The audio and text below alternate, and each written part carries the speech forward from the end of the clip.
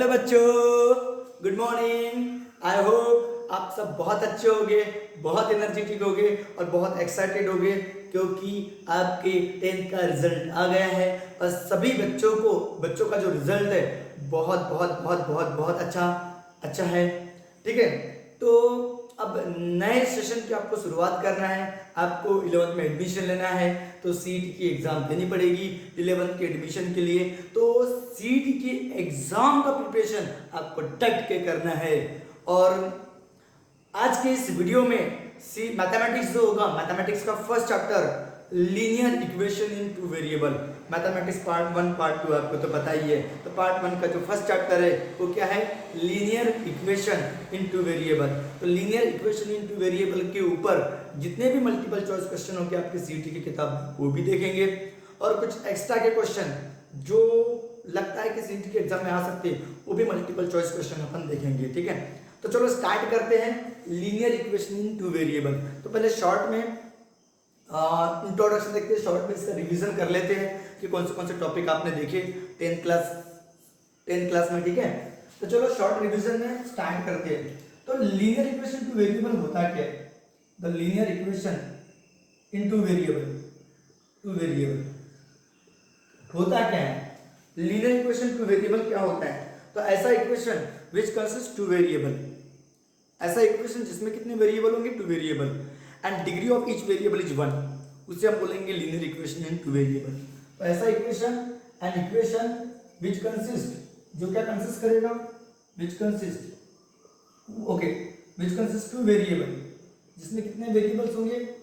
Two variables, and degree का मतलब power, जो वेरिएबल का जो पावर रहेगा, डिग्री ऑफ ईच वेरिएबल की जो डिग्री रहेगी वेरिएबल ईच क्या रहेगी? 1 रहेगी। उसे हम बोलेंगे इच कॉल क्या बोलेंगे? लीनियर इक्वेशन इन क्या बोलेंगे? Two variable. ये तो आप सभी को पता है।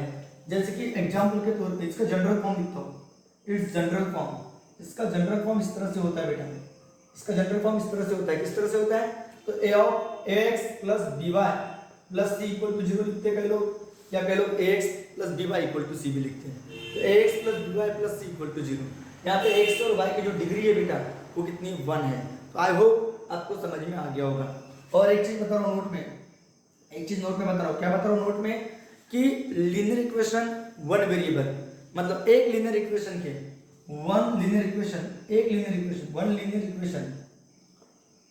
इक्वेशन इन टू वेरिएबल, या ईच लीनियर इक्वेशन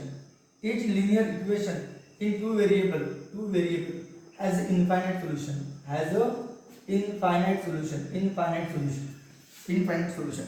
अब सॉल्यूशन का मतलब आपको बताने की जरूरत नहीं है, आपको पता है कि x और y की वैल्यू जो यहाँ पुट करोगे तो उस इक्वेशन को क्या करेगी? सेटिस्फाई करेगी। सॉल्यूशन है x और y की वैल्यू।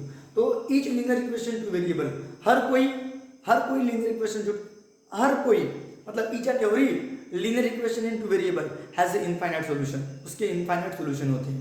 और लीनियर इक्वेशन टू वेरिएबल किसको रिप्रेजेंट करता है? स्ट्रेट लाइन को, इन अ ग्राफ या इन अ प्लेन।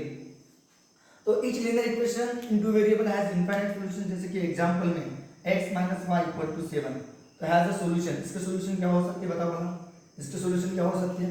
तो 0, 7, 0 हो सकती है।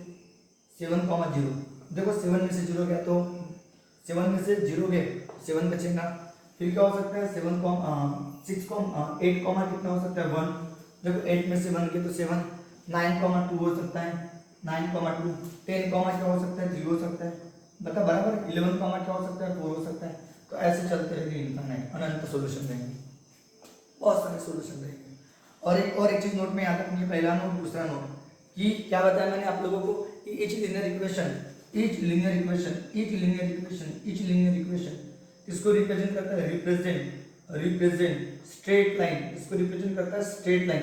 देखना, याद रखना, जब भी वेरिएबल का पावर डिग्री 1 होगी तो वो हमेशा किसको रिप्रेजेंट करेगा? Straight line in a graph या प्लेन। तो प्लेन या ग्राफ पे वो स्ट्रेट लाइन को रिप्रेजेंट करेगा। और एक बात बता रहा हूँ, जो इक्वेशन इस फॉर्म में रहेगा ax plus by plus c equal to 0, ये line not pass through origin, ये ओरिजिन से पास नहीं होगी बेटा। पास थ्रू ओरिजिन, जिसमें x की भी टर्म रहेगी, y की भी टर्म रहेगी, c की भी टर्म रहेगी, वो लाइन कभी ओरिजिन से पास नहीं होगी। और जिसमें x और y की टर्म है मतलब c नहीं है, तो वो हमेशा पास थ्रू ओरिजिन।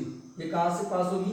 तो ओरिजिन से पास होगी, गारंटी के साथ में। आप बना लेना, चेक कर लेना, एक एग्जाम्पल लेकर, ओरिजिन से पास होगी। और जिसमें बेटा x की टर्म रहेगी, जैसे कि फॉर एग्जाम्पल ax = 3 दिया रहेगा, मतलब x और कांस्टेंट की टर्म रहेगी, या x = 3 दिया रहेगा, x = a दिया रहेगा, ठीक है। तो वो लाइन क्या होगी? ये लाइन y एक्सिस को पैरेलल होगी। ये क्या होगी? पैरेलल टू क्या? पैरेलल टू किसको? x = ये बोला, पैरेलल टू किसको? y एक्सिस को। एंड इंटरसेक्ट करेगी किसको? एंड इंटरसेक्ट करेगी x एक्सिस को। ये बात आप लोगों को याद रखना है कि ये y एक्सिस को क्या रहेगी? पैरेलल, और इंटरसेक्ट किसको करेगी? x एक्सिस को। आई होप आपको दिख रहा है क्या? लेकिन नहीं दिख रहा है क्या बेटा? 1 मिनट रुको, जस्ट 1 मिनट रुको, अब दिखेगा। ओके, और यहाँ पे मैं लिख रहा हूँ इस तरह से, इधर में, कि अगर आपके पास y = a रहेगा या b रहेगा, ये क्या रहेगी? पैरेलल किसको रहेगी? पैरेलल किसको रहेगी? y = ये जो रहेगी, ये पैरेलल रहेगी x एक्सिस को, और किसको इंटरसेक्ट करेगी? इंटरसेक्ट करेगी y एक्सिस को। ये बात याद रखना है। ये लाइन कभी ओरिजिन से पास नहीं होगी। तो ये थोड़ी बेसिक टर्मिनोलॉजी होगी लीनियर इक्वेशन टू वेरिएबल के बारे में। अभी तो जस्ट स्टार्ट हुआ है बेटा, चलो इसका स्क्रीनशॉट ले लो, अच्छे से ले लिए। अब बात करेंगे बेटा simultaneous linear equation two variable. तो simultaneous linear equation two variable क्या होता है? जब हम दो लीनियर इक्वेशन के बारे में एट ए टाइम सोचते हैं, व्हेन वी थिंक, जब हम सोचते हैं, व्हेन वी थिंक अबाउट, किसके बारे में? व्हेन वी थिंक अबाउट, जब हम सोचते हैं, when we think about, when we think about किसके बारे में? टू लीनियर इक्वेशन, दो linear equation in two variable, उनको क्या बोलते हैं? आर्कॉल, उन्हीं को हम बोलते हैं आर्कॉल। क्या बोलते हैं? साइमल्टेनियस इक्वेशन, उन्हीं को अपन क्या बोलते हैं? साइमल्टेनियस लीनियर इक्वेशन बोलते हैं, आर्कॉल, साइमल्टेनियस, ठीक है। उन्हीं को अपन क्या बोलते हैं? Simultaneous linear equation in two variable, ठीक है।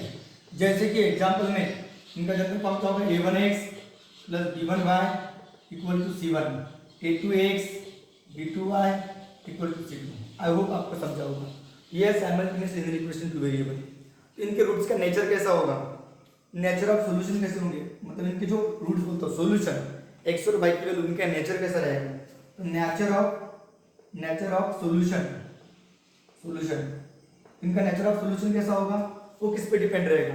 तो अगर बेटा if a1/a2 not equal to b1/b2, तो बताओ जो इक्वेशन रहेंगे, the equations has unique solution.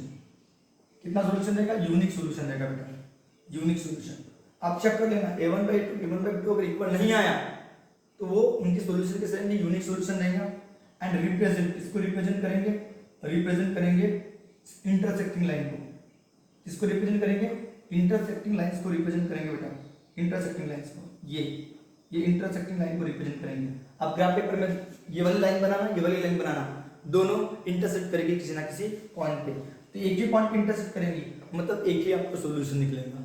याद रखना, कॉमन पॉइंट एक ही होगा। ये पहली कंडीशन। दूसरी कंडीशन क्या है बेटा? अगर आपका a1/a2 इक्वल टू b1/b2 है, लेकिन नॉट इक्वल टू c1/c2 है, आप a1/a2 निकाले, b1/b2 निकाले, c1/c2 निकाले, तो आपको पता चला कि a1/a2 b1/b2 इक्वल है, लेकिन नॉट इक्वल टू c1/c2 है, देन तब इक्वेशन हैज नो सॉल्यूशन, इनका कोई सॉल्यूशन ही नहीं निकलेगा, हैज नो सॉल्यूशन। और किसको रिप्रेजेंट करेंगे? एंड रिप्रेजेंट पैरेलल लाइन, इसको रिप्रेजेंट करेंगे, पैरेलल लाइन को रिप्रेजेंट करेंगे। ये पैरेलल लाइन को रिप्रेजेंट कर रहे हैं, इसका मतलब दो लाइन इंटरसेक्ट कर रही है क्या? किसी भी पॉइंट पे इंटरसेक्ट नहीं कर रही है, मतलब उनका सॉल्यूशन नहीं निकलेगा। एक बात याद रखना। और तीसरी कंडीशन क्या है बेटा? तीसरी कंडीशन क्या है? If a1/a2 equal to b1/b2 equal to c1/c2। Okay, a1/a2 equal to b1/b2 equal to c1/c2। अगर तीनों इक्वल है बेटा, तीनों इक्वल है, then equation has infinitely many solution, बहुत सारे सॉल्यूशन लिखेंगे बेटा, बहुत सारे सॉल्यूशन। मतलब a1/a2 b1/b2 c1/c2 अगर तीनों का रेशियो इक्वल है तो उनके बहुत सारे सॉल्यूशन निकलेंगे। एंड किसको रिप्रेजेंट करेंगे? एंड रिप्रेजेंट कोइंसिडेंट लाइन को। अब कोइंसिडेंट लाइन का मतलब एक ही लाइन को रिप्रेजेंट करेंगे, एक ही लाइंस को रिप्रेजेंट करेंगे, ये बात याद रखना, रिप्रेजेंट करेंगे। ओके, आई होप आपको समझा होगा। एक ही लाइन को रिप्रेजेंट करेंगे मतलब ये जिस लाइन को रिप्रेजेंट करेगा वही दूसरी लाइन को रिप्रेजेंट करेंगे। मतलब बहुत सारे कॉमन पॉइंट मिलेंगे, और बहुत सारे कॉमन पॉइंट मिलेंगे मतलब बहुत सारे सॉल्यूशन मिलेंगे, अनंत सॉल्यूशन मिलेंगे, इनफाइनाइट सॉल्यूशन मिलेंगे। ओके, आपको समझ में आया होगा। फिर आपको पता होगा डिटर्मिनेंट क्या होता है। तो डिटर्मिनेंट क्या होता है, आपको नेक्स्ट कंसेप्ट आपको याद रखना, डिटर्मिनेंट क्या होता है। डिटर्मिनेंट, तो डिटर्मिनेंट क्या होता है? तो डिटर्मिनेंट यानी arrangement of element, arrangement of number in row and column. देखो अपने पास ए बी सी डी कुछ नंबर है, ठीक है, ये रो, 2 रो है, 2 कॉलम है। तो ये डिटर्मिनेंट जिसका ऑर्डर 2 है, इसका ऑर्डर क्या है? 2 है। इसकी वैल्यू कैसे निकालते हैं? ए इंटू डी करते हैं, जिसमें निगेटिव आता है, और बी इंटू सी करते हैं, बराबर है, ए इंटू डी बी इंटू सी। ठीक है, ये आप लोगों को पता ही होगा। ठीक है, ये आप लोगों को पता होगा। और क्रैमर्स रूल क्या बोलता है? क्रैमर्स रूल, और डिटरमिनेंट को डी से डिनोट करते हैं, ठीक है, या कैपिटल डी कैपिटल ए, कोई भी कैपिटल लेटर से रिप्रेजेंट करते हैं। अब बात करूंगा क्रैमर्स रूल की। तो क्रैमर्स रूल क्या बोलता है? अगर आपको यहाँ पे आपके पास 2 इक्वेशन है, ये और ये, तो सबसे पहले आपको डी निकालना पड़ेगा। तो डी में क्या आता है? a1 a2 b1 b2। बोले तो x के भी कोफिशिएंट आते हैं, y के भी कोफिशिएंट आते हैं।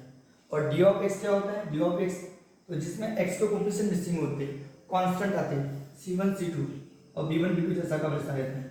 और डी ऑफ y की बात करोगे, डी ऑफ y, तो डी ऑफ y में x के कोफिशिएंट तो जैसे के वैसे रहेंगे, लेकिन b1 b2 की जगह c1 c2 आएगा, बराबर है, बराबर है, बराबर है, बराबर है। अगर आपको x निकालना है तो फार्मूला क्या है? dx बाई डी, और y निकालना है तो फार्मूला क्या है? dy by D. ये आपके सॉल्यूशन इस तरह से निकालते हैं। कौन से मेथड से? तो क्रैमर्स रूल से। आई होप आपको समझ में आ गया होगा। तो यहाँ पे आपका शॉर्ट रिवीजन चैप्टर का हो गया, ठीक है, यहाँ पे शॉर्ट रिवीजन आपके चैप्टर का हो गया। चलो अपन MCQs multiple choice question start करते हैं। चलो ले लो इसका स्क्रीनशॉट। हाँ, अभी ये question number first multiple choice question, ठीक है। तो which of the following 2 linear equation has a unique solution? Unique solution x equal to 2 y equal to 3 बोलता है। अब यूनिक सॉल्यूशन की बात कर रहा है, तो यूनिक सॉल्यूशन में क्या होता है आपको पता है? a1 by a2 not equal to क्या होता है? b1 by b2 unique solution में। चेक करो अगर सबका है क्या, तो ये 1/2, इसका 1/2 आ रहा है, इसका नेगेटिव 1/3 आ रहा है, नॉट इक्वल है। ये 2/4 आ रहा है, 2/4 आ रहा है, 2/4 आ रहा है, 2/4 आ रहा है, और इसका 5/10 आ रहा है। तो ये भी 1/2, ये भी 1/2 इक्वल हो रहा है, ये इक्वल हो रहा है। तो इनके सॉल्यूशन नहीं निकलेंगे, ये पैरेलल लाइन को रिप्रेजेंट करेगा। मैंने आपको बोला था a1 by a2 equal to b1 by b2 equal to not equal to c1 by c2, और a1 by a2 b1 by b2 और c1 बाई c2 तीनों इक्वल रहे तो एक ही लाइन को रिप्रेजेंट करेंगे। इसके बहुत सारे सॉल्यूशन निकलेंगे। ये किसको रिप्रेजेंट करेगा? पैरेलल लाइन को रिप्रेजेंट करेगा, कोई सॉल्यूशन नहीं निकलेगा। और ये इसका यूनिक सॉल्यूशन, क्योंकि ये इंटरसेक्टिंग लाइन को रिप्रेजेंट करेगा।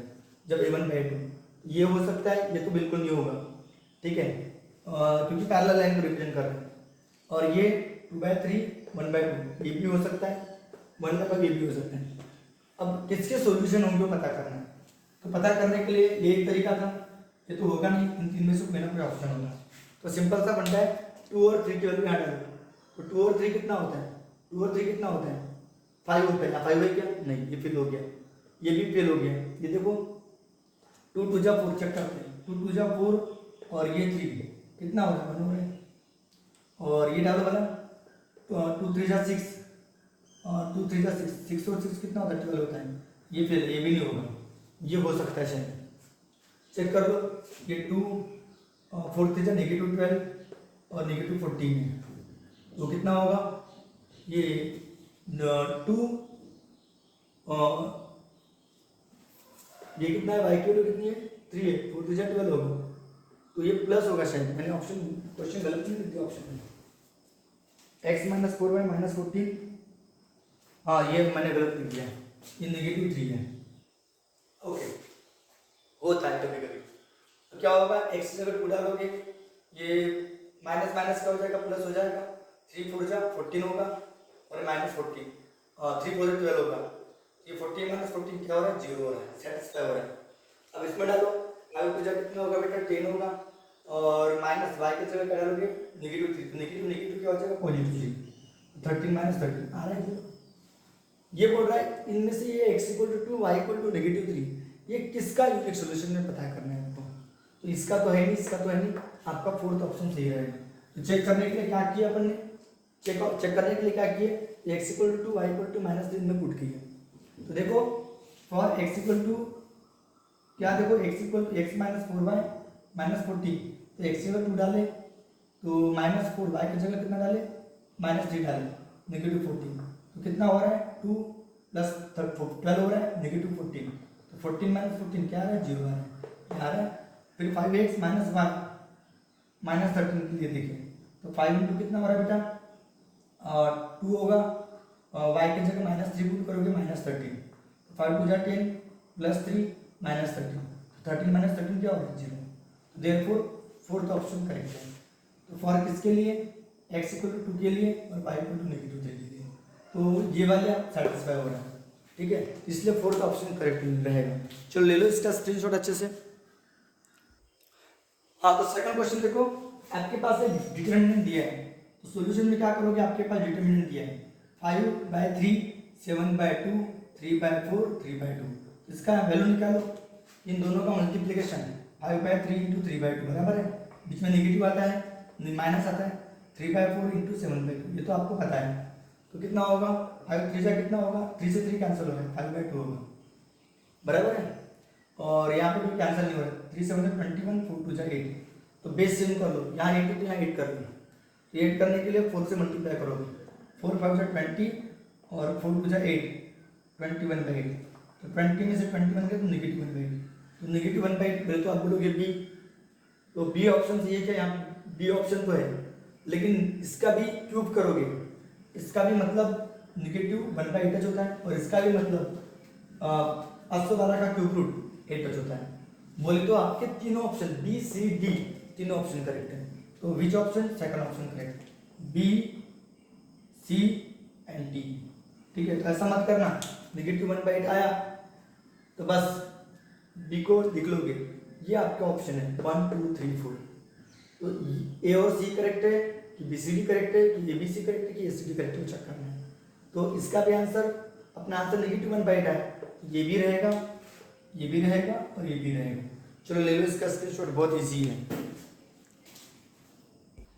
तो अभी ये क्वेश्चन क्या बोल रहा है, 2 नंबर्स आर इन रेशियो, अपने पास 2 नंबर दिए, वो 2 नंबर कौन से हमको नहीं पता, तो बहुत प्यारा क्वेश्चन है, 2 नंबर्स हमको फाइंड करना है, ठीक है। तो क्या करोगे, let x and y are 2 number, ये अपने पास 2 नंबर है, 2 क्या है नंबर्स है। तो पहली कंडीशन क्या चाहिए कि उनका रेशियो 3/4 है, तो फ्रॉम कौन सी कंडीशन से, फर्स्ट कंडीशन से, फर्स्ट कंडीशन, तो पहली कंडीशन है कि उनका रेशियो x/y कितना दिया 3/4 दिया है। इसका मतलब क्या होगा बेटा, 4x = कितना होगा 3y होगा, ये 4x और ये 3y होगा, तो बताओ ये क्या होगा 4x - 3y = 0 होगा, ये आपका इक्वेशन नंबर फर्स्ट रहेगा। फिर फ्रॉम कौन सी कंडीशन से, तो सेकंड कंडीशन, सेकंड कंडीशन क्या दी आपके पास, देखो अच्छे से, सेकंड कंडीशन क्या दी आपके पास कि अगर 8 एडेड टू ईच नंबर, मतलब ईच नंबर में 8 ऐड करोगे तो रेशियो बन जाएगा, बोलता है 4, मतलब आप x में भी 8 ऐड करोगे, y में भी 8 ऐड करोगे, रेशियो बनेगा बोलता है 4, रेशियो बनेगा कितना बोलता है 4, रेशियो बिकम कितना बनेगा 4:5 है, 4:5 बनेगा बोलता है, तो 4/5 बनेगा, ठीक है। अगर इस नंबर में आप 8 ऐड करोगे, इसमें भी 8 ऐड करोगे, तब रेशियो कितना बनेगा 4 और 5 बनेगा बोलता है। इसको सॉल्व कर लो, क्रॉस मल्टीप्लिकेशन कर लो, कितना होगा 5x 5 8 जा 40, 5x 5 8 जा 40, ये इक्वल टू में 4y, ओके 4 8 जा 32, ये 32 होगा बेटा। अब y वाले को वेरिएबल वाले को वेरिएबल की तरफ लाओ, तो 5x - 4y होगा, 5x - 4y होगा, और ये 32 - 40 होगा, और 32 में से 40 गए -8 होगा, ये 5x - 4y ये होगा, इसे इक्वेशन नंबर सेकंड रहेगी। फिर आपके पास मेथड थी, कौन सी, एलिमिनेशन मेथड है, सब्स्टिट्यूशन मेथड है, आप कोई भी मेथड यूज कर सकते हो। तो यहाँ पे x का कोएफिशिएंट सेम है क्या नहीं है, y का कोएफिशिएंट कुछ सेम है क्या नहीं है, तो आप एलिमिनेशन मत यूज करो, सब्स्टिट्यूशन यूज करो। सब्स्टिट्यूशन में क्या करोगे, इस फ्रॉम फर्स्ट से, फ्रॉम कहाँ से, फर्स्ट से आप x की वैल्यू निकालो, एक्स की वैल्यू क्या निकलेगी बेटा, एक्स की वैल्यू क्या निकलेगी, -3y उधर जाएगा +3y और इंटू वाला 4 काय में आएगा, डिवाइड में आएगा और इसको पुट कर दो काय में, सेकंड में, एकदम फास्ट निकल जाएगा, एकदम फास्ट निकल जाएगा। मैंने बोला एक्स का कोफिशिएंट सेम नहीं है, एलिमिनेशन करने के लिए एक्स का कोफिशिएंट सेम नहीं है और वाई का भी कोफिशिएंट सेम नहीं है, तो फटाक से क्या करना, अब एक्स की वैल्यू निकालना 3y/4 और इसको पुट करना सेकंड में। इस एक्स की जगह क्या पुट करोगे, 3y/4 पुट करोगे, -4y जैसा का वैसा, -8 जैसा का वैसा, ये 5 3 जा कितना होगा, 15y होगा, 4 4 जा कितना होगा, 16y होगा, पूरे के डिवाइड में 4 आएगा, -8। ये समझ में आया क्या, 5 3 जा 15y, 4 4 जा 16, पूरे के डिवाइड में 4, तो 15y में से 16y गया, -y बचेगी और 4 8 जा 32, नेगेटिव से नेगेटिव कैंसिल, y की वैल्यू 32, इसको पुट कर दो, क्या में पुट कर दो, फर्स्ट में पुट कर दो, सेकंड में पुट कर दो, कहीं पे भी पुट कर दो। तो फर्स्ट क्या बोल रहा है, देखो फर्स्ट क्या बोल रहा है, 4x माइनस 3y, तो y की जगह कितना लिखोगे, 32 लिखोगे, इक्वल टू 0, तो कितना होगा बेटा, 4x इक्वल टू 3 2 जा 6, 3 3 जा 9, 96, ये -96 उधर गया +96, 4 से इसको डिवाइड कर दो, तो 4 2 जा 8, 16, 4 4 16, 4 दूना 8 होगा, 1 बचेगा 16, 4 दूनी 4 4 16 होगा, तो 24, x की वैल्यू 24, y की वैल्यू 32, 24 और 32 ये ऑप्शन करेक्ट है। ओके, समझ में आ गया सबको, एक बार रिपीट कर दूं, दो नंबर का रेशियो दिया है, वो दो नंबर कौन से हमको नहीं पता, तो x और y दो नंबर है, उनका रेशियो दिया है 3/4, ये 4x होगा, ये 3y होगा, 3y को इधर ला लिया, इक्वेशन नंबर फर्स्ट बन गया। फिर बोल रहा है 8 अगर ऐड कर दो दो नंबर में, दो नंबरों में 8 ऐड कर दो तो रेशियो बनेगा, बोलता है 4/5, मतलब x में भी 8 ऐड किया, y में भी 8 ऐड किया, दोनों का रेशियो किया 4/5 है। इसका मल्टीप्लिकेशन किया 5x 5 8 जा 40, ये 4y 4 8 जा 32, वो वेरिएबल को वेरिएबल की तरफ लाया, नंबर को नंबर की तरफ लेके, ये नेगेटिव 8 हो गया, ये आपका इक्वेशन नंबर सेकंड। फिर मैं एलिमिनेशन मेथड से सॉल्व करना चाहता हूँ, लेकिन एलिमिनेशन मेथड क्या बोलती है, x का कोफिशिएंट सेम होना चाहिए, x का कोफिशिएंट सेम है क्या, नहीं है, y का कोफिशिएंट सेम है क्या, नहीं है, तो आप सब्स्टिट्यूशन का यूज करो, और सब्स्टिट्यूशन मेथड बहुत आसान है, आप फ्रॉम फर्स्ट से कोई भी एक वेरिएबल की वैल्यू निकालो, यहाँ से मैंने x की वैल्यू निकाला, x की वैल्यू क्या निकली, तो -3 उधर गया +3y, इंटू वाला 4 का में आया डिवाइड में, ये x की जगह पुट करोगे बेटा 3y/4, तो 5 3 जा 15 होगा, ये 4 4 जा 16y होगा, 16y होगा और पूरे के डिवाइड में 4 आएगा, तो 4 8 जा 32 होगा, 15y में से 16 के y के दो नेगेटिव y बचेगा, नेगेटिव से नेगेटिव कैंसिल, y की वैल्यू 32, अब y की वैल्यू 32 यहाँ पुट करो चाहे फर्स्ट में पुट करो, तो मैंने यहाँ पुट कर दिया 32, इन दोनों का मल्टीप्लिकेशन 3 2 जा 6, 3 3 जा 9, तो -96 उधर गया तो +96, ये इसको इससे डिवाइड किया तो 24 आ गया, तो ये आपका क्या रहेगा, सॉल्यूशन रहेगा फर्स्ट। चलो ले लो इसका स्क्रीनशॉट। तो ये क्वेश्चन नंबर 4 है बेटा, बहुत प्यारा क्वेश्चन है और वर्ड प्रॉब्लम है, समझना पड़ेगा, ठीक है। क्वेश्चन क्या बोल रहा है कि एक ट्रेन है, सम डिस्टेंस ट्रैवल कर रही है, कितना डिस्टेंस ट्रैवल कर रही है नहीं पता, एट अ कांस्टेंट स्पीड, कितने स्पीड से वो भी नहीं पता, ठीक है, constant speed, if speed would have increase by 15 kilometre per hour, अगर स्पीड हमने 15 किलोमीटर पर आवर से इंक्रीज कर दी, then it would have required 2 hour less, उसको 2 घंटा कम लगेगा बोलती है, ठीक है। तो स्पीड 15 किलोमीटर पर आवर से इंक्रीज कर रहे हैं, टाइम 2 आवर कम लग रहा है, डिस्टेंस जितने का उतना चाहिए, हम स्पीड को और टाइम को कम ज़्यादा कर रहे हैं, डिस्टेंस एक पर्टिकुलर ट्रैवल करना है, तो मान लो ट्रेन की स्पीड है x और एक पर्टिकुलर डिस्टेंस को ट्रैवल करने के लिए टाइम लग रहा है y, तो अपन क्या लिखेंगे, हमको वैसे भी क्या निकालना है, डिस्टेंस कवर्ड बाय ट्रेन निकालना है, तो डिस्टेंस कवर्ड पर, तो हमको स्पीड का फार्मूला हमको पता है कि डिस्टेंस अपन क्या होता है, टाइम, अगर आपको डिस्टेंस को निकालना है तो स्पीड इनटू टाइम बराबर है, अगर स्पीड और टाइम निकल जाएगा तो हम डिस्टेंस निकाल सकते हैं, बराबर है, डिस्टेंस निकालना है तो आपको स्पीड निकालना पड़ेगा और ट्रेन टाइम निकालना पड़ेगा, ठीक है। तो अपन क्या लिखेंगे सॉल्यूशन में, लेट स्पीड ऑफ ट्रेन क्या लिखेंगे, x kilometre per our, and time taken by train, and time taken by train, train को जो टाइम लग रहा है उसको देंगे y आवर देंगे, ओके। तो डिस्टेंस जो लगेगा, distance cover by train, distance distance now speed का फॉर्मूला आपको पता है, स्पीड यानी क्या होता है, डिस्टेंस ट्रैवल अपन में क्या होता है, टाइम होता है, बराबर है। तो डिस्टेंस होगा, डिस्टेंस तो स्पीड बोले तो x, डिस्टेंस को d नाम देते और टाइम बोले तो y, तो डिस्टेंस की वैल्यू क्या होती है, एक्स वाई, इसको हम फर्स्ट दे देते हैं। मतलब डिस्टेंस निकालने के लिए आपको स्पीड और टाइम निकालना पड़ेगा। तो फ्रॉम फर्स्ट कंडीशन देखो आप लोग, फ्रॉम फर्स्ट कंडीशन, तो पहली कंडीशन क्या बोल रहा है, अच्छे से देखो आप लोग, ट्रेन ट्रैवल सम डिस्टेंस, वो डिस्टेंस ट्रैवल करिए एट ए कांस्टेंट स्पीड, अगर speed would have increase by 15 kilometre per hour, अगर स्पीड को अपन ने 15 से बढ़ा दिया, ठीक है, then it would have required 2 hour less, तो उसको 2 आवर लेस लग रहा है, टाइम जो लग रहा है वो 2 आवर लेस लग रहा है, लेकिन डिस्टेंस तो वही ट्रैवल करेगी। मतलब हमने स्पीड को बढ़ा दिए तो उस डिस्टेंस को ट्रैवल करने के लिए 2 घंटा क्या लगेगा, कम लगेगा।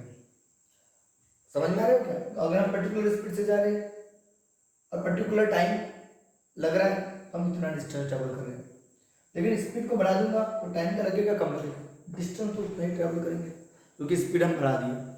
अब बताओ इसको सॉल्व करो, तो सॉल्व करोगे तो क्या मिलेगा, ये होगा एक्स वाई, तो एक्स के साथ में भी ये y-2 आएगा और प्लस 15 के साथ में भी ये y-2 आएगा, डिस्टेंस अपना एक्स वाई, डिस्टेंस अपना एक्स वाई, ये कैसे तो भाई फर्स्ट है,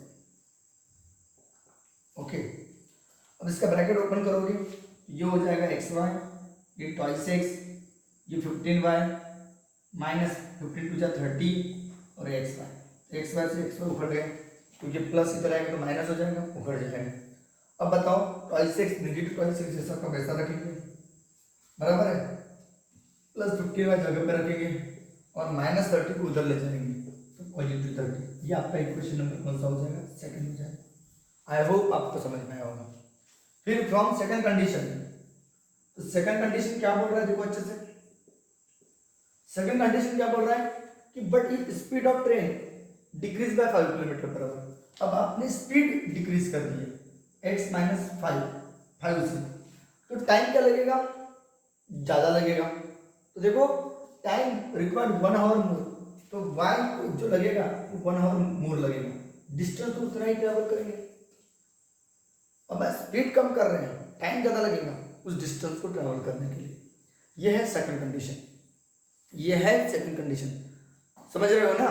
तो क्या हो जाएगा, अभी ब्रैकेट ओपन करेंगे तो x के साथ में y प्लस 1 आएगा। क्वेश्चन कंडीशन समझ में आ रही है क्या, अगर स्पीड आपने स्पीड को मतलब x को डिक्रीज कर दी 5 से, स्पीड 5 किलोमीटर पर आवर से डिक्रीज कर दी, तो टाइम ज्यादा लगेगा उस डिस्टेंस को ट्रैवल करने के लिए, ठीक है। डिस्टेंस का फार्मूला तो आपको पता है, डिस्टेंस यानी स्पीड इनटू टाइम, क्योंकि स्पीड का फार्मूला डिस्टेंस अपॉन टाइम होता है, बंदा कितना डिस्टेंस ट्रैवल कर रहा है गिवन टाइम में, तो डिस्टेंस का फार्मूला क्या होगा, डिस्टेंस का फार्मूला क्या होगा, स्पीड इनटू टाइम होगा। तो स्पीड कम कर दिया, टाइम ज्यादा लगेगा उस डिस्टेंस को ट्रैवल करने के लिए। अब ये ब्रैकेट ओपन करके माइनस 5 इंटू वाई प्लस 1, तो डिस्टेंस तो एक्स वाई था, देखो डिस्टेंस एक्स वाई, बाय कैसे तो फर्स्ट है, बाय कैसे तो फर्स्ट है, ब्रैकेट ओपन करोगे तो ये एक्स वाई, ये एक्स, ये माइनस 5y, ये माइनस 5, ब्रैकेट ओपन करेंगे तो प्लस का माइनस होगा, प्लस का माइनस हो जाएगा, और ये एक्स वाई, ये एक्स वाई से एक्स वाई उखड़ गए, तो आपको एक नया इक्वेशन मिलेगा x minus 5y equal to negative 5 उधर जाएगा तो पॉजिटिव 5 होगा, बराबर है। इसको अगर मैं 2 से मल्टीप्लाई करूँ, यहाँ नेगेटिव 2x है, यहाँ पे भी नेगेटिव 2x आना चाहिए, यहाँ पे 2x है तो यहाँ पे भी 2x आना चाहिए, तो multiply both side, multiply both side ऐसे 2 से, ये ट्वाइस एक्स हो जाएगा, ये 10y हो जाएगा और 2 5 10 हो जाएगा। इसी इक्वेशन नंबर क्या लिखता हूँ, इसी इक्वेशन नंबर क्या लिखता हूँ, थर्ड, और इसी इक्वेशन में क्या लिखता हूँ 4, इसको ऐड करोगे तो क्या होगा, add second and 4 we get, add करेंगे तो 2x से 2x उखड़ जाएगा, 15y माइनस 10y 5y होगा, और 30 और 10 40 हो जाएगा। 5 8 जा 40, वाई की वैल्यू क्या हो जाएगी 8 हो जाएगी। वाई की वैल्यू क्या हो जाएगी 8 हो जाएगी। आई होप आपको समझ में आ रहा होगा वाई की वैल्यू। अब ये वाई की वैल्यू 8 पुट कर देंगे, वाई इक्वल टू 8 इन काय में, चाहे सेकंड में पुट करो, थर्ड में पुट करो, फोर्थ में पुट करो। तो थर्ड में को छोटा दिख रहा है उसमें पुट करो, तो पुट इन थर्ड इन काय में, इक्वेशन पर कौन सा थर्ड में पुट करूंगा मैं, यहाँ करो थर्ड इक्वेशन में थर्ड देखो x है ये वाला, x माइनस 5 y की जगह 8 लिखोगे और इक्वल टू कितना बेटा 5 है। 5 बच्चा 40 होगा और 5 बच्चा 40 नेगेटिव 40 उधर जाएगा तो पॉजिटिव 40 होगा, ये होगा 45 x टू 45। तो हमको डिस्टेंस कवर बाय ट्रेन निकालना है, तो डिस्टेंस यानी एक्स वाई है, ठीक है। नाउ डिस्टेंस यानी क्या होगा एक्स वाई, तो 45 इंटू कितना होगा 8, 8 5 जाओ 8 5 40, 8 6 32 32 4 36, 360 किलोमीटर वो ट्रेन ट्रैवल करेगी। 360 ऑप्शन है क्या, हाँ तो हाँ है, थर्ड ऑप्शन आपका करेक्ट रहेगा। 360 किलोमीटर इतना डिस्टेंस ट्रेन ट्रैवल करेगी। तो एक बार रिपीट देख लो, ट्रेन ट्रैवल करेगी सब डिस्टेंस कांस्टेंट स्पीड के साथ में, तो टाइम भी तो लग रहा होगा ना। तो डिस्टेंस निकालने के लिए हमको स्पीड और टाइम निकालना पड़ेगा, क्योंकि स्पीड का फॉर्मूला डिस्टेंस अपॉन टाइम होता है, डिस्टेंस का फॉर्मूला स्पीड इनटू टाइम होगा। तो स्पीड कितनी है नहीं पता, x kilometre per our, time कितना लग रहा है नहीं पता, y आवर लग रहा है। तो स्पीड का formula distance upon time, distance है x y, x और y को निकालने के लिए मतलब स्पीड और टाइम को निकालने के लिए कुछ कंडीशन दी हुई। ये फर्स्ट कंडीशन कि स्पीड इंक्रीज बाय 15, टाइम 2 घंटा कम लगेगा उतना डिस्टेंस ट्रैवल करने के लिए, ये आपको सॉल्व कर दिया। ये पहली कंडीशन, सेकंड इक्वेशन मिल गया। फिर फ्रॉम सेकंड कंडीशन बोल रहा है कि स्पीड आपने 5 से कम कर दी है, स्पीड 5 से कम कर दी है, टाइम ज़्यादा लगेगा डिस्टेंस ट्रैवल करने के लिए। इसको सॉल्व किया आपको ये इक्वेशन मिला, बराबर है। तो आपको यहाँ 2a से x को एलिमिनेट करना है, तो यहाँ 2 है, यहाँ पे भी 2 होना चाहिए, तो मल्टीप्लाई कर दिया इसको 2 से, ये ऐड करूँगा ये उखड़ जाएगा, 15 में से 10 गए, पाँचवा है और 10 30 और 10 40 क्योंकि ऐड कर रहे हैं, आई वेट 40, फिर 8 इसमें पुट कर दिया, माइनस 40 उधर गया तो प्लस 40 45 हो जाएगा। हम डिस्टेंस आराम से निकाल लेंगे। आई होप आपको समझ में आ गया होगा। चलो ले लो इसका स्क्रीनशॉट। हाँ ये 5th क्वेश्चन है, जब दो साइमल्टेनियस इक्वेशन को सॉल्व करेंगे क्रैमर्स रूल से, तो get x equal to 9 d equal to 4 और आपके पास d ऑफ x दिया है, यम क्या होगा, तो d ऑफ x दिया है बेटा आपके पास, तो d ऑफ x क्या दिया आपके पास, तो आपको x निकालना है। तो x निकालने का फार्मूला होता है क्रैमर्स रूल से, dx बाई डी, फार्मूला तो पता चला। x की वैल्यू दी आपके पास 9, x की वैल्यू क्या दी आपके पास 9, d ऑफ x क्या दिया है 7m58 और अपन में d कितना दिया है, d कितना दिया 4 दिया है, तो 4 9 जा 4 9 36 हो जाएगा 36, बराबर। ये 7m58 होगा, देयरफॉर 36 जैसा का वैसा 7 8 56 नेगेटिव आता है, दोनों का मल्टीप्लिकेशन और 5 इंटू 5m, ये इस तरह से मल्टीप्लिकेशन होता है ना, आपको पता है। तो 5m इधर आ जाएगा और 56 माइनस 36 होगा, नेगेटिव इधर आएगा तो पॉजिटिव, पॉजिटिव इधर जाएगा तो नेगेटिव। तो 6 में से 6 के 0, 5 में से 3 के 22, 5 4 जा 20, या केवल 4 होगी बेटा, m केवल 4 ऑप्शन है, सेकंड ऑप्शन है करेक्ट। चलो फटाक से लिख लो इसको, ठीक है। उसके बाद में क्या बोल रहा है बेटा, find the value of 6 question, यहाँ लिख रहा हूँ फाइंड द वैल्यू ऑफ, हमको वैल्यू निकालना है बेटा, दमदार क्वेश्चन, मजा आ रहा है। फाइंड द वैल्यू ऑफ, ये तो बहुत आसान है, पूरा चिल्लर सा क्वेश्चन है, आप भी बना सकते हो।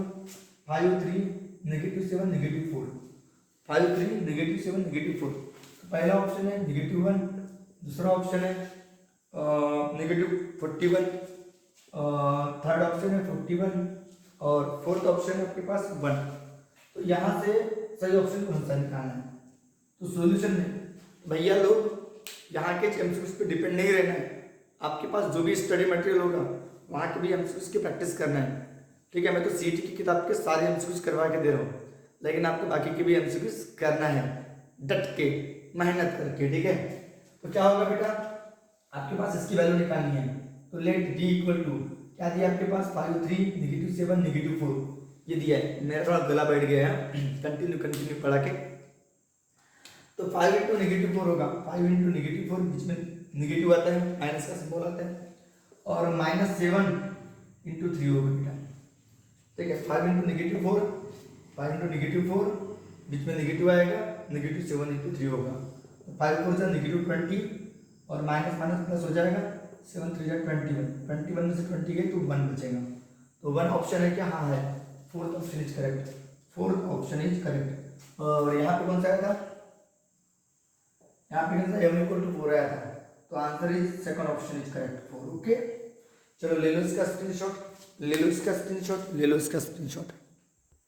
हाँ बेटा, हमको के की वैल्यू निकालना है। क्वेश्चन नंबर 7 क्या बोल रहा है, वैल्यू ऑफ के और विच ये जो इक्वेशन है has a unique solution.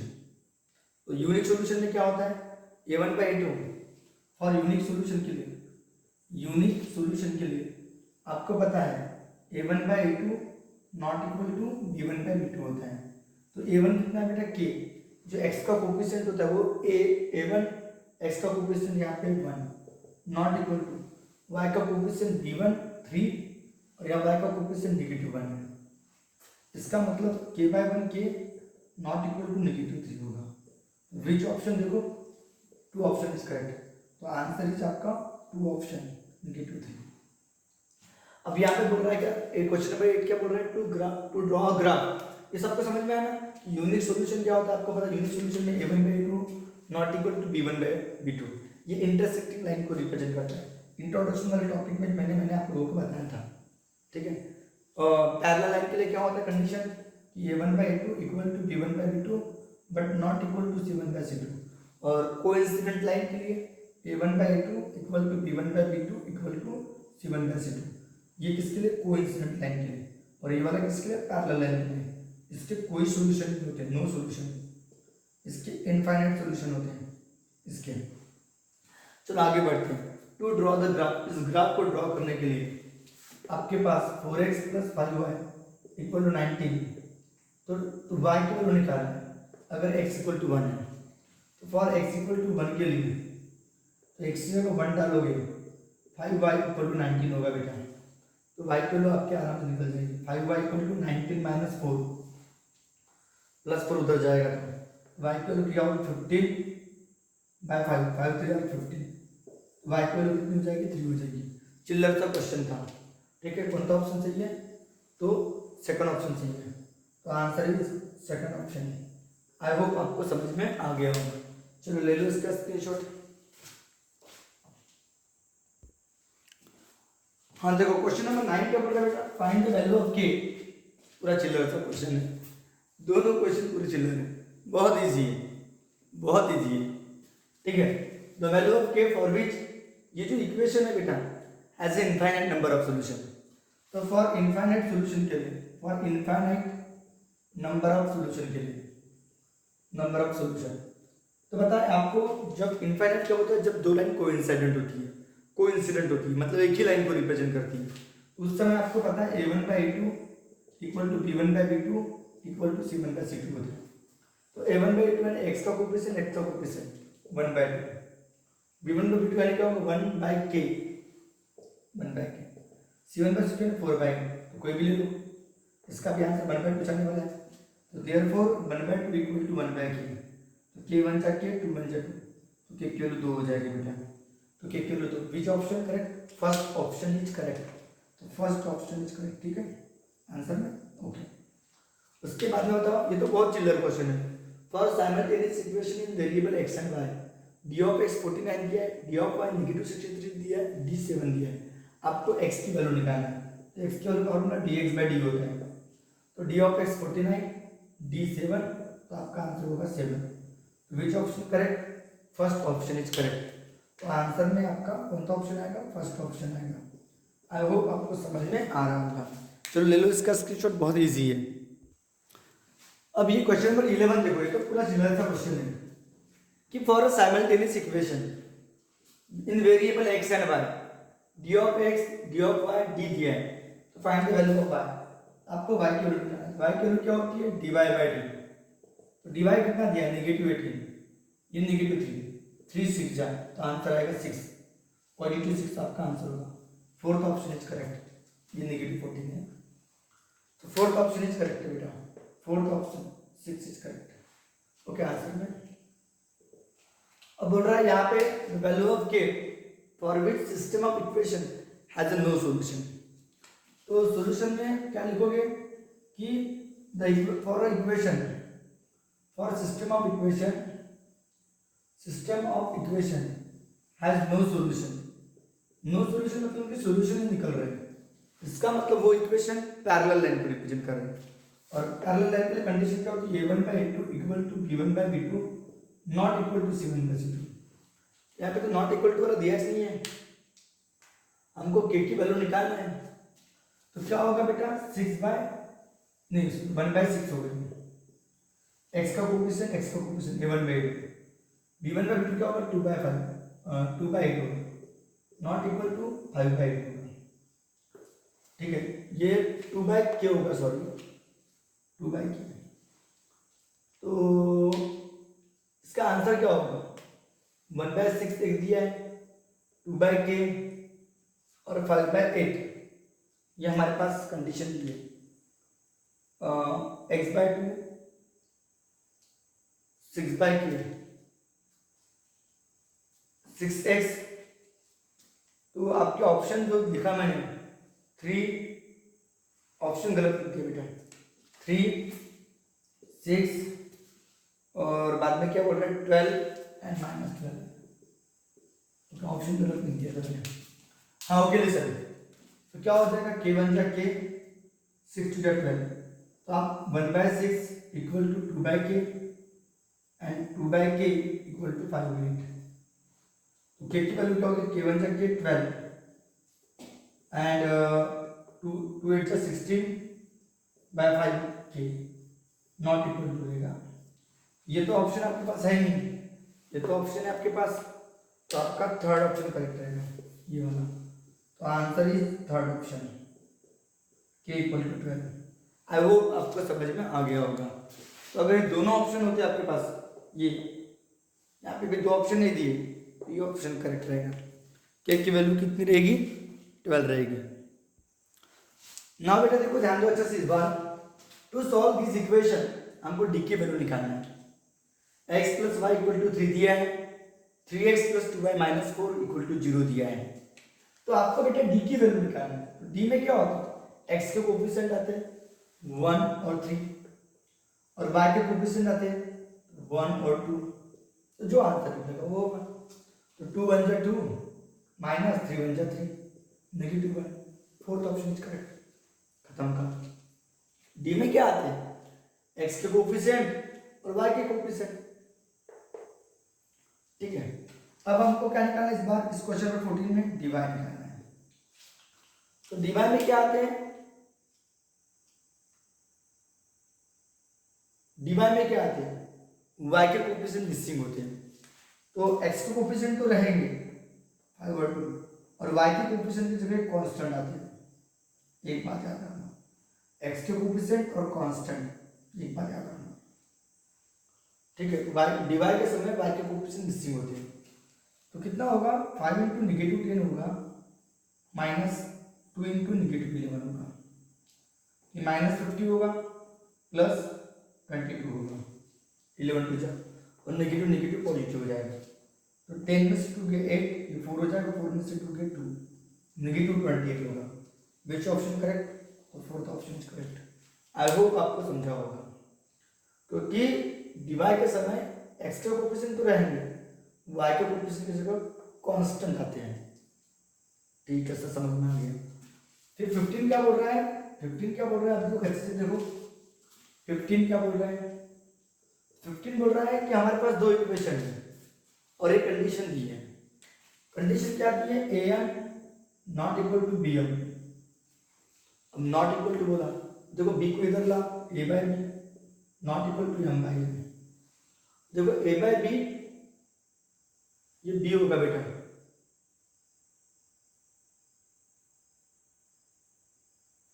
A by b, a by m आना चाहिए क्या, एम को इधर लाओगे, a by m not equal to b by m. देखो a by m not equal to b by m, जब a by m not equal to b by m, मतलब a one by two not equal to b one by two है। इसका मतलब has only one solution, has only one solution, मतलब given equation has only one solution, तो one first option is correct. I hope आपको समझा होगा। तो यहाँ पे आपकी जो सीईटी की किताब है इसका स्क्रीनशॉट ले लो। तो आपकी जो सीईटी की किताब है उस किताब के सारे क्वेश्चन हो गए, आपके चैप्टर का रिवीजन भी हो गया, लीनियर इक्वेशन टू वेरिएबल का। लेकिन इन्हीं पे डिपेंड नहीं रहना है, आपको ज़्यादा से ज़्यादा प्रैक्टिस करना है। ये पूरे सीईटी के क्वेश्चन करने के बाद पूरे चैप्टर का रिवीजन करना है एज पर न्यू सिलेबस। एक वीडियो मैंने बना के रखा हूँ जहाँ पे चैप्टर का शॉर्ट रिवीजन है लीनियर इक्वेशन टू वेरिएबल के ऊपर, वहाँ पे सभी चीज़ें कवर है। लेकिन यहाँ पे तो पूरे एमसीक्यूज कवर हो गए, लेकिन इन्हीं पे आप लोगों को डिपेंड नहीं रहना है। आपको क्या करना है, ज़्यादा से ज़्यादा प्रैक्टिस करना है एमसीक्यूज की। तो आपके पास जो भी स्टडी मटेरियल होगा, आपके पास जितने भी मल्टीपल चॉइस क्वेश्चन होंगे, ये 15 और अलग से आप 15 या 30 करो, कम से कम एक चैप्टर के ऊपर आपके पास 50 एमसीक्यूज होना चाहिए। 50 एक चैप्टर के पास, एक चैप्टर के ऊपर जितने भी हो सकते हैं, जहाँ से भी हो सकते हैं, प्लीज़ एक रजिस्टर बनाओ और रजिस्टर में ये 15 चैप्टर का इंट्रोडक्शन, चैप्टर के बेसिक टर्मिनोलॉजी, बेसिक कंसेप्ट वो कवर कर लो। और उसके बाद में ये 15 एमसीक्यूज वहाँ लिख लो, साथ साथ एक्स्ट्रा के 50 या 30 या 40, कम से कम एक चैप्टर के ऊपर 50 मल्टीपल चॉइस क्वेश्चन अपने रजिस्टर में नोट कर लो विद द सॉल्यूशन, ऐसे सॉल्यूशन के साथ में।